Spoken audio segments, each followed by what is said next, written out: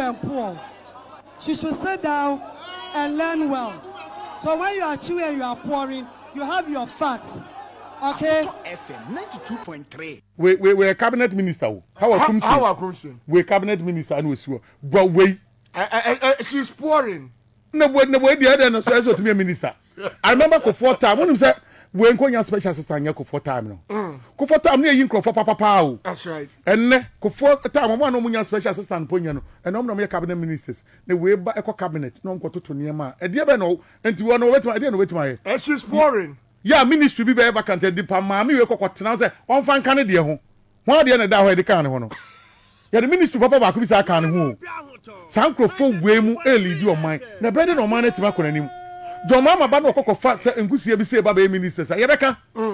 Because at least Ghana for Dawson. You'll be your dear now, Quanyang and Fataye. What mean ever Ghana ministry be not a Shamami Winsa. And then as who creative be no, be a bit creativiano, and your crowd bedroom pempens will be tiny penical president. No. What must say? No way we are brofu be ba. Na investors be banners mami ko show no mo te a round table no mo num coffee. Na mo te mami we are sure the business on the ba. O man mu nyesiro because how can you we then offer we as a minister? What I say? Sankofo we nearly do o man bibi anko ye Akufo-Addo na no we nipa won check it. Right. Akufo-Addo head minister. Akoko Jimamanu. One one deputy so a hairdresser. Kate, deputy, only economist, anyway, a hairdresser, and no head. Ministry, papa, ministry, what year, Nyansa, what year? I don't know, I didn't go for when I call. I don't know, hairdresser, deputy, an accountant, whom you know, Mugo.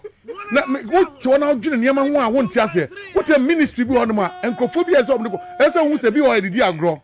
What you say? Unya, a baby, creative art. How the no no I saw how comes in young deputies and special assistant. Young for but baby education here, the idea of baby young for head, young funny perfume bianco.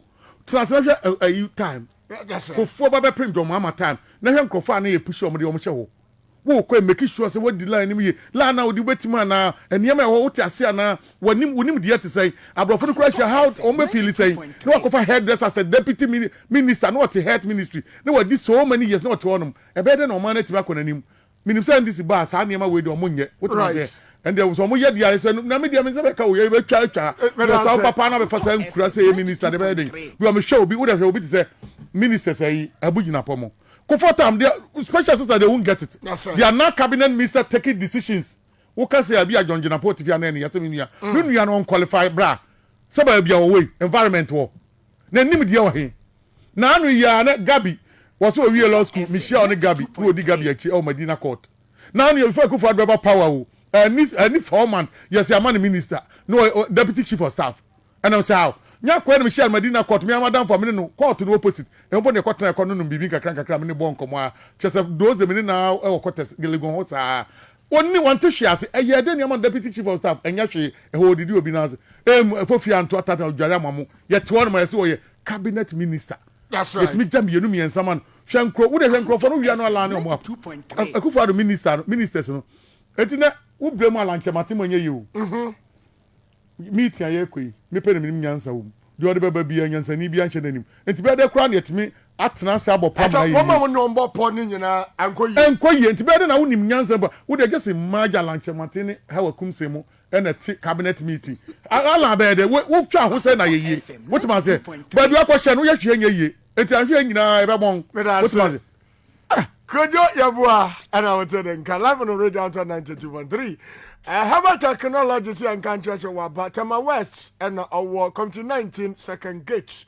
Mama de sabane yaw and 7 previous say pain and nerves. Abane yaw efa entimu ni akeka ho otenete e di amount. Fresh 0208 33 77 11 0208 33 77 11. Now Ivan better take you over. Now before they take you away, mommy. Richard Jackpot description of Attorney General. I'm a what remember maybe. Well, what I see is that we have a problem at our Attorney General, Minister of Justice, the Attorney General's office, and what I will entreat subsequent presidents is to really check the character of who they appoint as Attorney General of the country. Because if you want to protect our democracy and the rule of law, you must be very circumspect in who you appoint as your Attorney General, because he's number one enforcer of the law and all ethics of the legal system. He's the leader of that.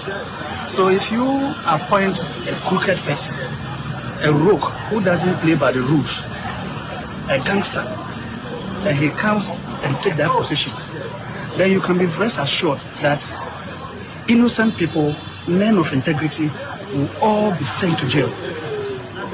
You either join them to pillage and run the country down, capture the whole country, or they send you to jail. And most Ghanaians, a lot of people who are in this, other institutions, they have no choice than to join them. So you can see that almost all our institutions have been captured. They have been cowed into silence.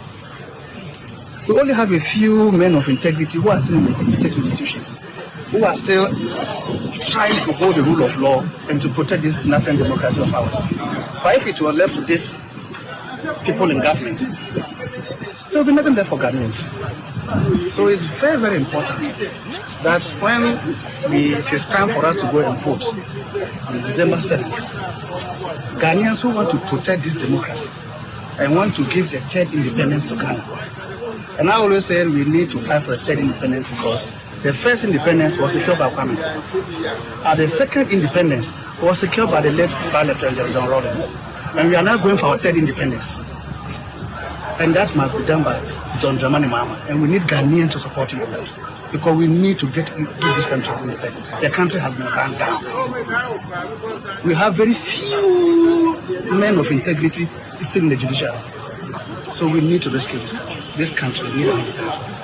92.3 FM. Yep. Right. Ivan. Yeah, Alaska. I think that the course union has to do with your democracy beginning not make some choice. Adia yete hono enye democracy. But a Ponzi scheme and any paboniphobia by your mind says or the bayer the obey. Because the way a manner the modus operandi of Akufo-Addo, the mercenary now was set in motion, or they don't respect the rule of law, individual right, your fancy civil right, whatever. No. You say was setting a certain rogue element in motion.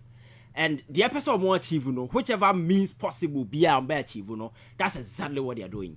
Because I said we are starting, say your judicial system a tribal on ethics, morality, principles, so Alaska. And Kayenjina has said, because the very moment a Japa at the tape no babo and team pet, and then they destroy the whole of this case. The very moment I granted this assembly babo, so at that point, as a government, you take corrective measures by making sure say the person now or involved at the center of way, obey be to repair the damage caused to the entire judiciary. Exactly. Because that damage, it was spillover effect. And then Godfred Odame especially to the Chief Justice and the entire bench. Because always, they work in together. Enhance. What I say? So, we will be all respect for institutions of state. And when you're rogue element, when you're a mobster as a president, now we will be who believe in democracy and the rule of law. You will not sit aloof, pretend that nothing has happened and it's business as usual. And you allow this guy to proceed. Case in our question, there are certain fundamental things among for Abu when they are not talking about it. Appeals court no onye asemo. That's right. One year asemo a submission of no case. Or say Ato Forson say evidence no more due ni do maka nyina no or here nyansa bi anima aye yinam so ono ba ansa to any of the charges. And na court no one no or say on jintum sa obotugu ye. And or the court appeals court na appeals court na say evidence na more IDs, in the face of it, that's right. In the face of it, so more the evidential value. Ya dizu na ya connected to the accused persons na. Sabi premier facie akran you cannot even establish it. And for that matter, the case ni nyina so be enti no about wegu no. So yenye ni asem na ya kase we di for na say we di bem. Ya say ya fen say evidence threshold no kra no. In some no market can see any emiti evidence threshold. I am kwakodi asem no. So you ask yourself, say, for all this while na asem no koso ewo court no 2.3 high court no e dey na judge no to one dey na odi when your court upsealing is telling you say evidence na why this no meet the threshold of evidence obetigina so ama wa connect individuals na mo involved no to cases and charges na war level against them. It's a huge indictment. That's right. Because the same case was filed at the high court and the woman etuguye Ato Forson ni nyina so.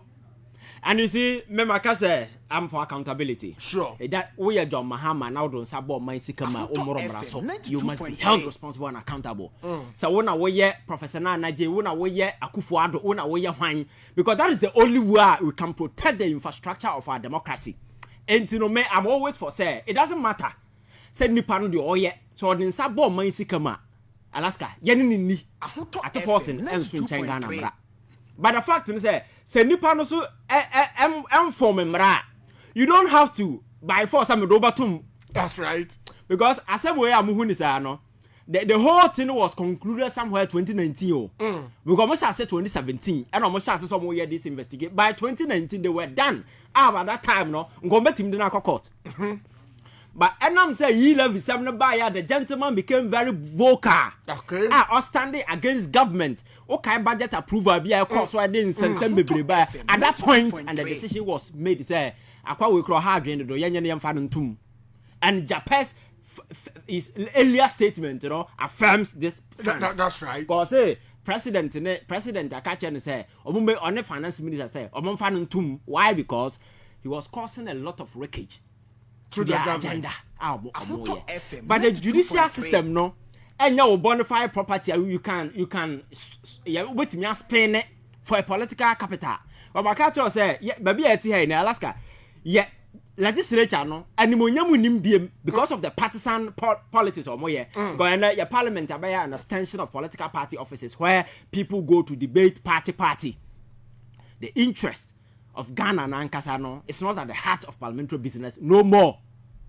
Executive Akufo-Addo ni team and on one dine ponko so and Alaska or mine no ye running the say sabi makache a Ponzi scheme. You see certain demented criminal element you taking this particular country hostage and they think or they can force Ghanaians to do whatever that they want and Akufo-Addo is doing his best. That's right. And the executive, you can't trust the executive, you can't trust the president. And then can the bakopa ya wa betimi protecting and the judiciary. But in recent times, get out there and sample public opinion. How amofa so mu your judiciary. And all your minors are lose judiciary. Your mind will lose no because it will get to a time everybody will become law unto himself. Going into 2024 elections, what is a man for some court? That's right. Now, the likelihood is a misunderstanding about high going into elections. So if you not go to court, I didn't a second man for the best settle on the street. That's right. And another day, anarchy, pandemonium. That's right. Yes, a mine a better pansam. Dabia meka Sudan, ya say Ashaba obeti we yesi we mu hwewuram uhu na also a rabo anya rabo. Samuel once said no be a doctor. Now be a lecturer. Now obi a ohene. Akasifo obi a lawyer, but in that situation not making it possible say and me de me law beto nche me de me we beto nche my rabo wa fato tiwuram. So Alaska, and for people to get to that point, it will take a lot. That is why you cannot use legal systems as an instrument you had to cow people into subjugation. That's right. Would intimidate a man for because I got as a nipa that sends a yanko boy, no. Adibi wo yemu, ya so pamo who for to the berima. When you push people to their limits, that is when the men in them no ever rise to the occasion. And I want to show you, and that is the point, that is the tipping point we are close to. Because Godfred Odame and some no shas, you know. Some me am me share the premise. Lay this particular case. There are a lot of questions. As a ubisa. Because Big C Ebaha is an established company because you cannot come and do business without registering as a foreigner. Exactly. So you see there, say at the Boni Bia Koswa, you cannot single out Japa. Or no intermediary. On register or baby, he's just an intermediary company or representing or and indeed, that's a obia discar, a company no, and I wouldn't can't win. That's right. And again, Ato Forson, your friend saying, the minister no the minister no say wa court abaka say I gave the person authorization and this is a criminal business and why involved on the head of the ministry. That's right. So the same criminal liability now I likely say Ato Forson bear because or give away no his boss must bear the same criminal liability. So if you get his boss, Anna, the boss when you say what Daniel or to Chroma, one case out the number court, one man dear dance say, hey, I'm a man of crime. So why do you prosecute one and leave the other? Because he acted on my explicit instructions as a boss. Because without the authority, no, not to force into me, yes, I did.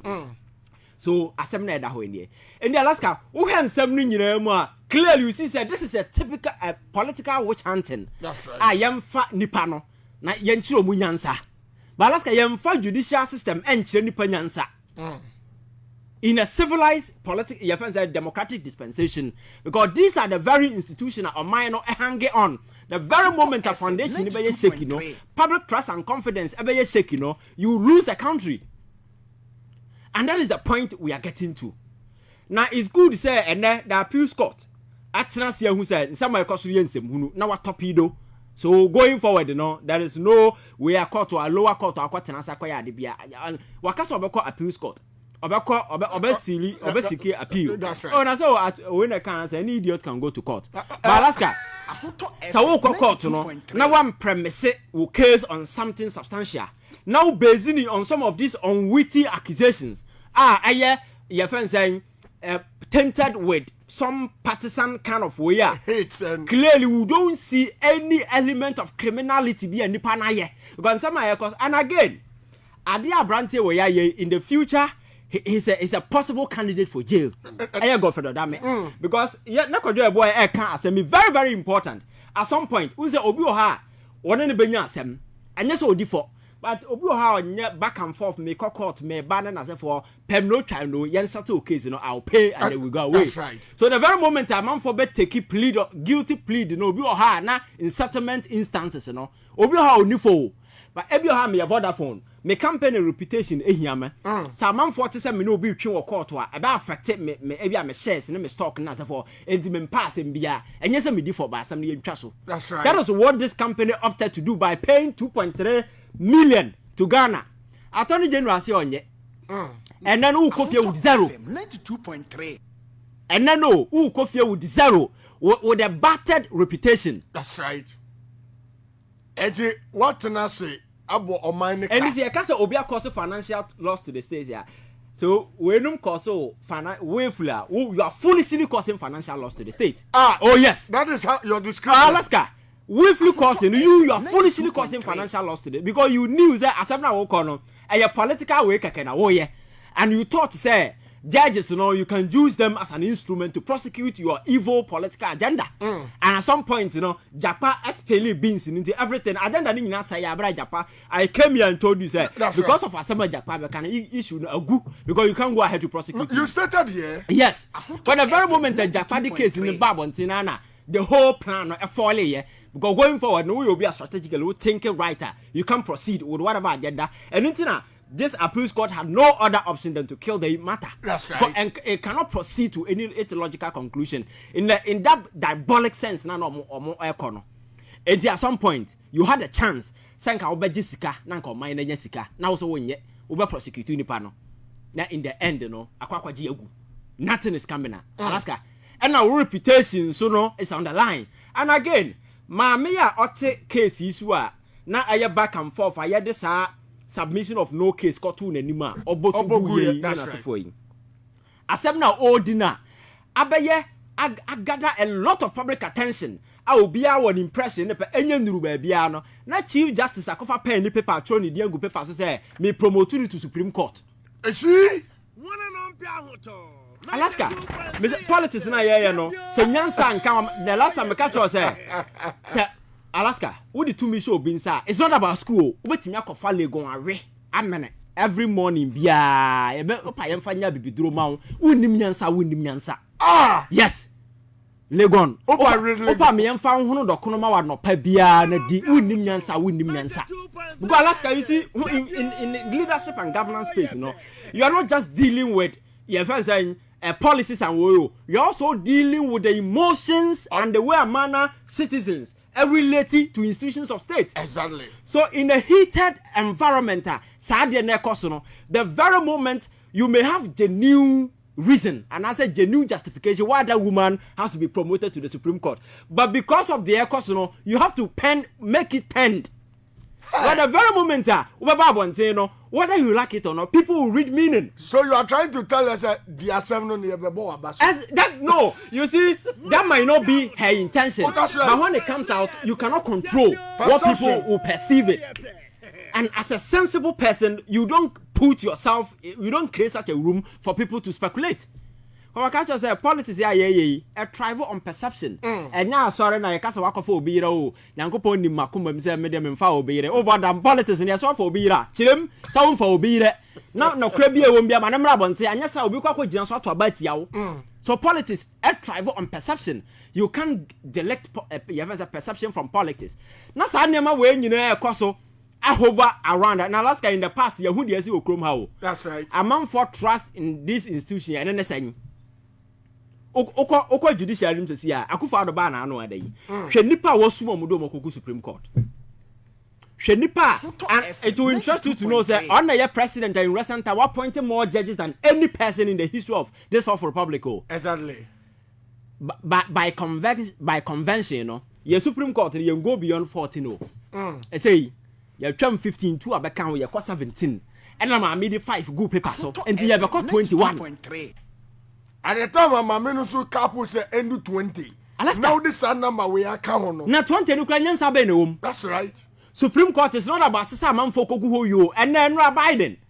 Because of certain your friends saying ideological warfare be a course within the US Supreme Court. On what trans you say wanya bibi abra obekoi na o jama nema e kasa de city ya nema be kobode. Nti he is proposing say judges at the Supreme Court no we can't wait for people to go on retirement. Yamfa tenure emomo ubana ukya 4 years a ukofie and ukya ba 5 years a ukofie. That is what he's proposing and it will go through. Yes, because if you get a dangerous person ideologically demented not Supreme Court no so na ukan hwea ontie na memfa say nipa no 50 years Alaska whether you like it or not.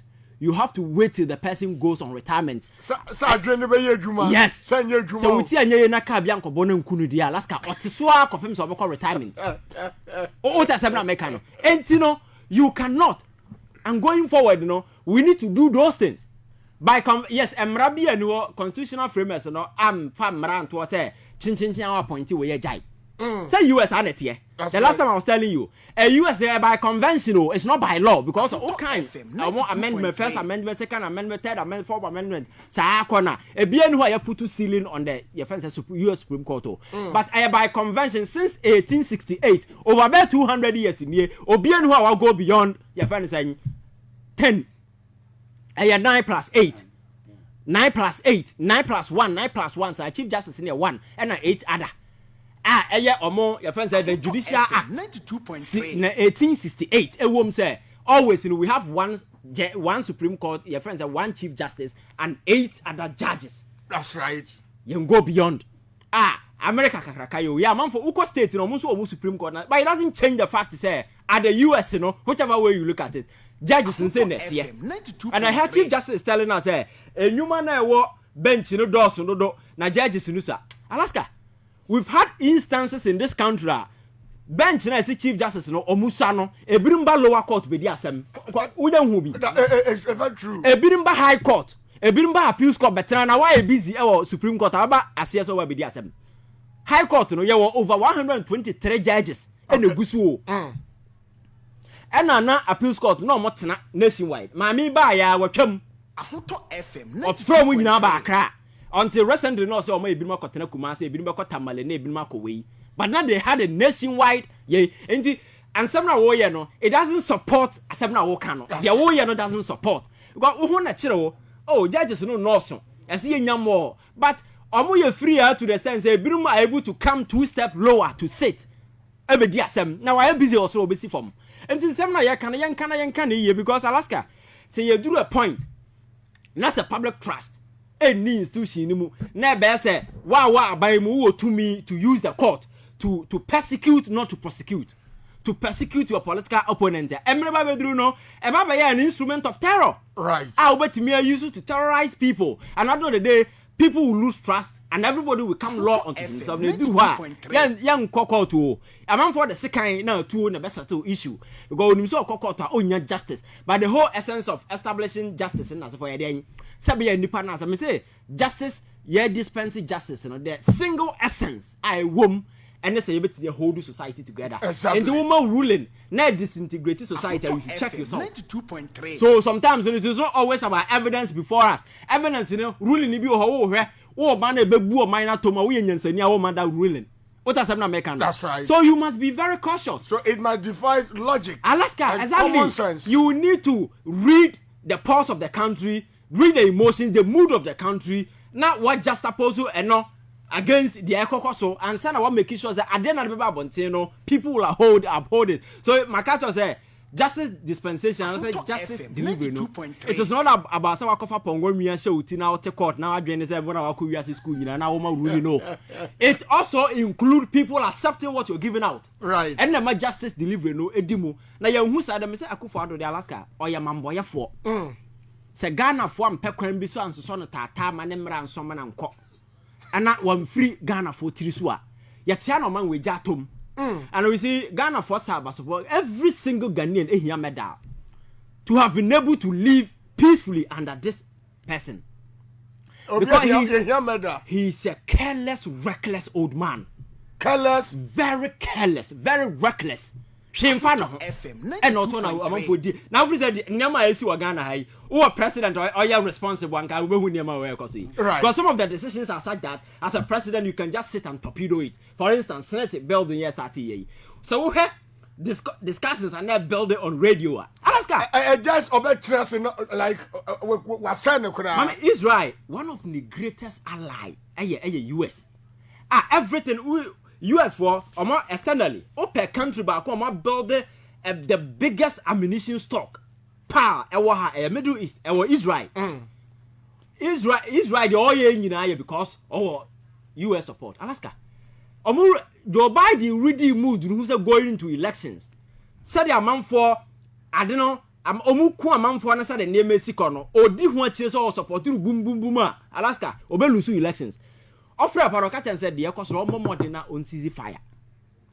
That's so right. US now always you see them supporting, and then Joe Biden is playing the other way around because you read the mood of the country. That is how leaders behave.